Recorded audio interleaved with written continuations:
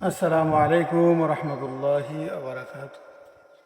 প্রিয় ভাইরা আমার, কোরবানি এমন একটি আবাদত যে আবাদতটি ইখলাসের সাথে করতে হয়।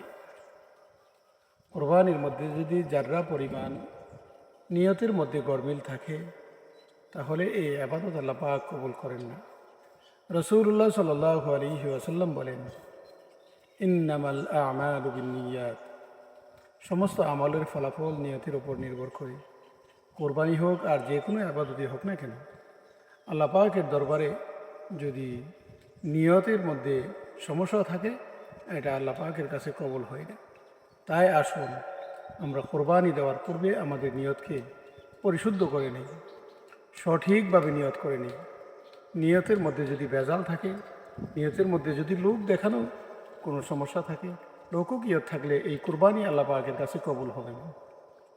তাই কুরবানি দেওয়ার পূর্বে সর্বপ্রথম আমরা নিয়ত করব একমাত্র আল্লাহর রাজামন্দির জন্য, আল্লাহ পাককে রাজি খুশি করার জন্য। আল্লাহ পাকের রাজামন্দি যদি আমার আপনার মধ্যে থাকে, আমার আপনার নিয়ত থাকে, তাহলে ইনশাল্লাহ এই কোরবানি অবশ্যই কবুল হবে আমার ভাইরা। তাই আসুন নিয়তকে আমরা পরিশুদ্ধ করে নিই। আর কোরবানির মধ্যে অনেকেরই এই নিয়ত থাকে, মানুষ আমাকে সম্মান দেবে, মানুষ আমাকে বলবে বড় বড় কোরবানি দিয়েছি। লোক দেখানোর জন্য যদি কেউ কোরবানি দেয় আর সম্মান অর্জনের জন্য যদি কেউ কোরবানি দেয়, তাহলে সে সম্মান অর্জন করতে পারবে, কিন্তু আল্লাহ পাকের কাছে কিছুই পাবে না।